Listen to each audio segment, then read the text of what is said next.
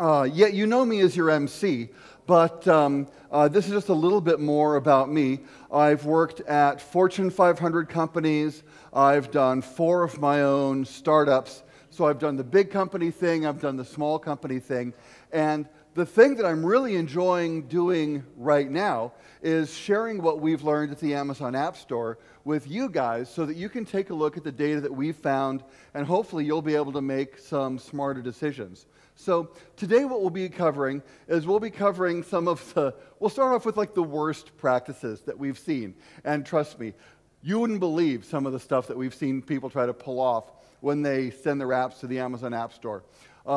We'll kind of talk a little bit about some of the problems stores are trying to solve, and then we'll actually look at how you go ahead and showcase value and actually show you some real numbers that we've pulled from the App Store and my real experience actually using one of my games to put this stuff into practice. So let's start off with the worst practices. So without question, one of the things that we see most often is making a good game is really hard. And if you can't make a good game on your own, well, borrow one and make it look an awful lot like a game. For example, you know, Minecraft, who's going to complain about a little vowel in there? So it's essentially the same game, right? They're going to still enjoy it even though you've made Minecraft, right? All right, don't do it. You almost always get caught, and it almost always gets you kicked out of the App Store. So don't try that one. So if you can't rip off somebody else's game, maybe you can go ahead and borrow a celebrity. For example, I hear that, who was the girl who was in the Harry Potter series? Help me out here, guys. She played Hermione. Audience participation, louder. Emma Watson, yeah. So I heard that Emma Watson is a big Match 3 game fan. But just because Emma Watson likes Match 3 games doesn't mean she likes your Match 3 game. So you can't put a picture of Emma Watson up in your advertising and say, Emma Watson loves Match 3 games, here's a Match 3 game that I'd like you guys to download. That doesn't work either. And in addition to getting kicked out of the App Store, it might also very well get you sued. So we'd rather not see that happen. Another thing that people try to do is if you can't steal the app, and if you can't steal a celebrity's name, well, it's all going to be about star ratings and rankings, right? If you have a lot of 5-star ratings, more people will download your game. So what's wrong with accelerating the process? Just get some of the people who've downloaded your game, offer to compensate them for their efforts in the review, particularly if it's a 5-star review. All right, bribery is a bad idea any way you cut it, and it's actually ostensibly, if you get enough bribes for enough 5-star reviews, more expensive than actually writing a better game. So, well, you want to save money, and you're a developer, so just write a bot that submits 5-star reviews. I mean, it's easy, right? You can write script. You can actually go ahead and, I believe, what was it? 5,020 or 5,019 5-star reviews from the same IP address in 1.8 seconds. Really? Do you guys think we're not going to notice that? Of course we notice that. And when we get that many 5-star reviews from one IP address in about 2 seconds, you know what? You're out of the App Store, and we ban you as a developer. So don't do that either, which means it's really hard to make a good game, and it's really hard to get it promoted on an App Store. But the sneaky tips are never worth it. So don't try any of those examples. People have tried that in our store, and it's just not worth it. So how do you get discovered? And when people find you, how do you get that conversion?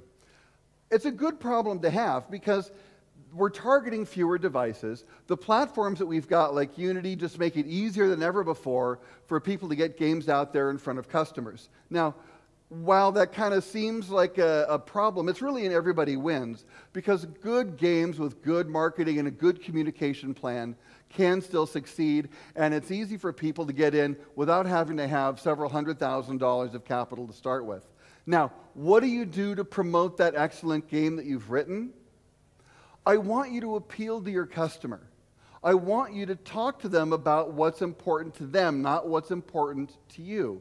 A lot of times when you see people putting together game trailers, they start with their amazing education or their amazing company background. Hey, we've got 12 people who worked in these amazing companies, which is really lovely if I want to play those games from those amazing companies, but not the one that you're talking about. So we need to appeal to your customer. And how do you do that? You're going to promote value. Value? Well, if it's a freemium game, really, it's free, right? So I don't need to promote anything. So what do I do? Well, actually, there is a big cost associated with a freemium game. Time and effort. I mean, think about it, guys. Think about all of the freemium games you guys have never downloaded. Why haven't you downloaded them? They're free, right? So why haven't you downloaded them? Because it doesn't look like the game's going to be worth the time or the effort to download. It's not going to be a good value to you to download.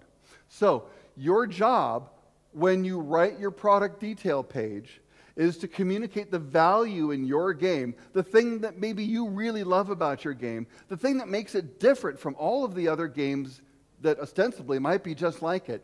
You have to describe that value to your customer and show them how it's distinctive. So here's how we go about doing that. Oh, yeah, by the way, you guys knew that your job didn't stop at code freeze, right? This is all part of how you're going to get that work done. And getting that work done starts with naming your app. Actually, a good name for the app can make a 22% difference in conversion rate on a product page. So what's a good name? What's a bad name? A good name could be memorable. For example, there's a real estate application in the United States called Zillow. Huh? It's like pillow spelled incorrectly. What does it have to do with real estate? Absolutely nothing. But once I've told you like they misspelled pillow with a Z and called it Zillow, you're probably not going to forget that. And that's a great thing, a name that's hard to forget, or a name that's pretty descriptive, Angry Birds. And the nice thing about Angry Birds as a name is it fits well into a franchise. Angry Birds Star Wars, for example, another extension of the Angry Bird franchise. So you can base your next games on the success of your previous games. So absolutely think about an A/B test with your test markets, with a lot of your beta users' names. It can make a 22% difference.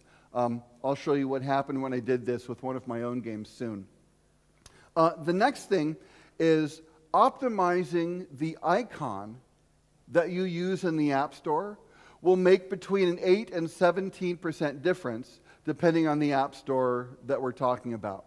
Now, there are a bunch of really good games I've played that got very few downloads, not because it was a bad game. I mean, I'm telling you, it was a really enjoyable game, but because when you looked at the product landing page, it kind of looked like some GarageBand developer had thrown it together over, a year of long weekends. And while that may be true, your detail page doesn't actually have to look like that. Your detail page and your product page can actually look like a very serious development effort went into that really fun game. So I'm glad you guys did some audience participation with me earlier. We're going to do some more audience participation now. I'm going to show you 8 app icons for a few seconds, and I want you guys to think about which ones are proper, big development companies, and which ones may be, one-person GarageBand developers. You guys ready? All right, here they are. All right, have you made up your minds? Have you thought about it? Okay, look at the one on the top left. Top left, is it Big Guy or GarageBand? Who says GarageBand? No one says, okay, one person says top left is GarageBand. What about the second on the top, second left? GarageBand or Big Guy? Big Guy? Anyone GarageBand? All right, how about the top one that says quotes? GarageBand, anyone? Okay, a lot of hands for GarageBand. How about the top right? Indie or GarageBand? GarageBand or Big Company? GarageBand, anyone? Nope. All right, bottom left, GarageBand? Okay, we got one vote for GarageBand. How about the quotes on the bottom? GarageBand? A couple. How about third on the bottom? GarageBand? Yeah, okay, that was the biggest vote. And then finally on the bottom right, GarageBand. Oh, come on, everybody knows that one, huh? All right, never mind. So what's the answer? The answer doesn't matter, guys. Because when your customer looks at these icons, they're going to spend about 2 to 3/10 of a second deciding whether your app was GarageBand or Big Time. And it doesn't matter if you're right or not. What matters is the customer perception of whether or not you're GarageBand or you're Big Guy. Here's a funny data point, though. The one here on the bottom, third from the left, income, savings, debt, investments. A lot of you guys raised your hand for GarageBand on that one. That's actually a Fortune 500 financial services company in the United States. I know. Just because you're big and you have a lot of money doesn't mean you can't screw things up. That's a horrible looking icon. So let's look at a couple other ones. These two. Interesting thing about these two, they're both for the same code base. These are actually both my icons from a game that I wrote. And you can tell that obviously I'm a much better developer than I am an artist, because I actually thought that was a perfectly good icon. Okay, I promise not to quit my day job and go into art. But when I recognized that I was getting really nothing for downloads, one of the things I thought was, well, I'm gathering all of this data about you need a good icon. What if I actually hired an artist to create a good icon? Well, let me show you what happened. So the first thing I did was I've got some code that basically does a trivia game. And I've got 2 data sets that go with the trivia game. And there's a lot of common trivia to both trivia sets. One is about the United States of America, early political history with founding fathers quotes. Another one is just sort of famous quotes that has a lot of famous quotes from politically important people in the world. And so for the one that I had, freedom quotes, I'm getting really nothing for downloads. That's the bottom line. I changed freedom quotes with a new data set to be founding fathers quotes. I got an initial bump up to about 100 daily users, 100 users daily, but it quickly fell off. But obviously a name did actually make a demonstrable difference. So I decided I should do some marketing campaigns around this. I went ahead and I did a Facebook campaign. I put in the same metrics into Facebook for each app. Exactly the same ads, exactly the same target audience. The one with a better name, Founding Fathers quotes, did way better than freedom quotes, even though the code base wasn't different and the actual data set was about 60% overlapping. I did a Twitter campaign. Again, the one with a better name did demonstrably better, and that was the only difference here. So what would happen if, not just changing the name, I also changed the icon? So when I changed the icon, this is with no promotion at all. I just changed the icon. That's all that I did, and I shot up to about 375 daily users, average daily users for that, before it came down and settled off at around 150, which is a considerable amount higher than the 50 that I'd gotten before I just optimized the icon. I did a Facebook campaign, and take a look. Again, I'm getting nothing for this one with a bad icon and the bad name, but the same code base, guys. After my Facebook campaign, it's gone up here, and I've settled out at around 425, 450, without having made any changes to my code. All I did was optimize the name and the icon. Look at the percentage difference. Guys, how much easier would it be for you to get those customers that you know that you can service, those customers you know that you deserve, without actually having to go out and spend a ton of money buying the customers, but just optimizing some of the assets that you have on your store page? Big important thing here. About half the customers you'll ever get, you'll get organically from visits to your store page. They won't be purchased. They'll be organic visits to a store, and you'd better make sure that you have the assets there that work. So another important thing is a screenshot. Guys, please, don't show login pages. Don't show menus. I don't play menus. I don't play login pages. I want to see gameplay. I want to see something exciting that shows me why your match 3 game, okay, nothing about Hermione Granger, but why is your match 3 game better than all of the other match 3 games out there? So annotate them. Absolutely tell the users what's going on in your screenshots so that it's clear what's going on. I love EA Sports Football. So they've got what are otherwise kind of a confusing screenshot. If you don't play the game, you have no idea what's going on here. So they'll actually tell you something interesting about the game here so that you know what your takeaway is supposed to be from that screenshot. The user should never have to guess what they need to take away from that screenshot. Here's another example, something that highlights something that's really unique about the game. In this case, they knew in Hearthstone that collectible cards were going to be big and that they needed to be beautiful and they needed to be good looking. That's what they're showing as a differentiator. The text doesn't necessarily have to do anything to do with that because, oh, okay, you get to hone your skills. That's really nothing. What's beautiful is these cards. And okay, Leroy Jenkins, who doesn't love Leroy Jenkins, right? So that's also kind of an inside joke that they're letting you know that they get. Using an optimized screenshot is going to increase your conversion rate by about 35%. How about that? So if you add a video in addition to a screenshot, you're going to see a 19 to 35% bump.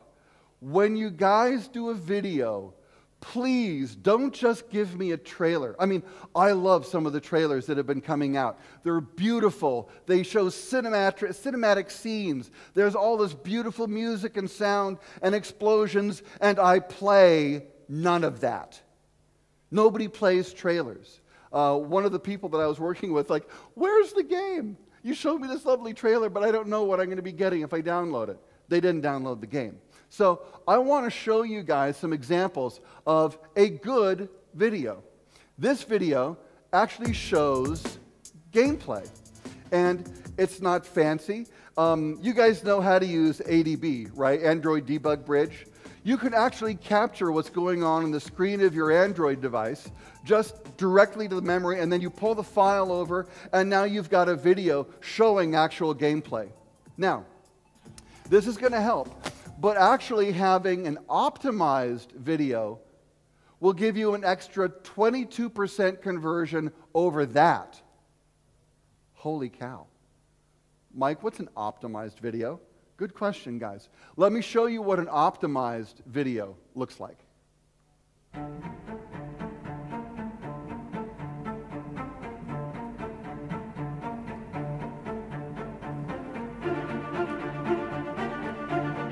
Notice the annotations. This video works whether or not you've got the sound on.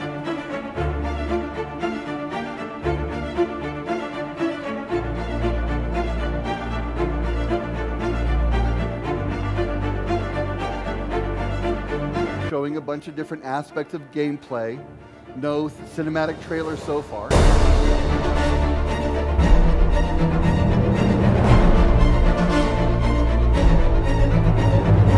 And this is what makes it different than every other top-down fighter or perspective fighter on the market, because you draw your spells on the screen. And that's what they're showing in this video. They're showing what makes their game unique and different than all the others.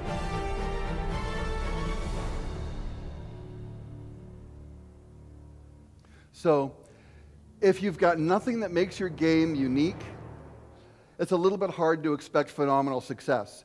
But if you've got something that makes your game different than all the rest, my gosh, guys, get a video of it and show that to the customer so they know why they should go ahead and download your game. They know why your game is better. Okay, last but certainly not least is that product description. Particularly valuable for those of you who have got premium games. People are most likely going to go ahead and read that product description. So I want you to think of this as kind of your dating profile. You know, it's a dating profile for your app. If you only had a couple of sentences to tell someone about your app, you know, be witty, be light, be accurate, be honest, and be truthful. Because people will complain, particularly in the Amazon App Store. People will write and say, I think I'm the MC, so I can actually make time for the story. This is the benefit of having both jobs. Someone wrote a football game. Actually, it was a soccer game, but it was a European. Work with me on this one, guys. It was a soccer game, okay? And the description in the game said, amazing. What was it? It was amazing video footage of the best goal saves of the week. And when you downloaded the app, you would expect live video, right? What it was a bunch of still pictures in a PowerPoint slideshow played with tinny background music. Really disappointing. And a lot of people wrote in and complained, and we pulled the app and we made the developer change that.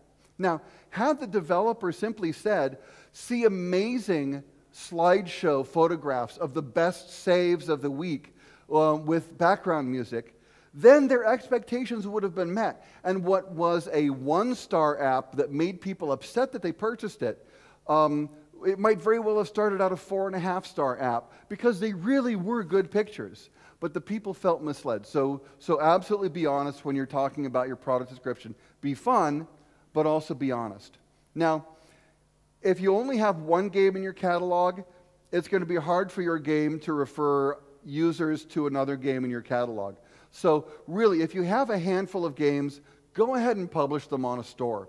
Because if users like one game and a game is really popular with that person, the likelihood that your other games will show up at the top or near the top of some of their next search results increases significantly. So you'll help the rest of your games in most search results if they like one of your other games. So absolutely go ahead and publish more than one game to the store. If you've been thinking about holding back, actually don't. It could actually improve your search results and improve your listing in the app stores if you go ahead and publish those games. All right, so I have actually thrown a fair amount of data at you in a relatively short amount of time. So let me kind of go over what I want you to take away from this.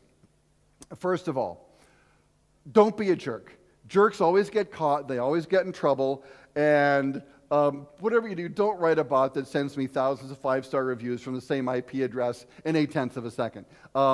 We find that all the time, so don't be a jerk. 2, know your customer, know what they're going to attach to, and show them what you think that's going to matter to them. Show them what makes your game unique and different. So when you can make that value evident on your product listing, and you can optimize your assets so that that value gets surfaced to the top, you're going to see a considerable improvement in the conversion rate from people landing on your App Store page. And remember, that's about half the people who will get your game are going to get it because they end up on your landing page from a search result and not necessarily from paid advertising. Thank you very much for your time. I appreciate it.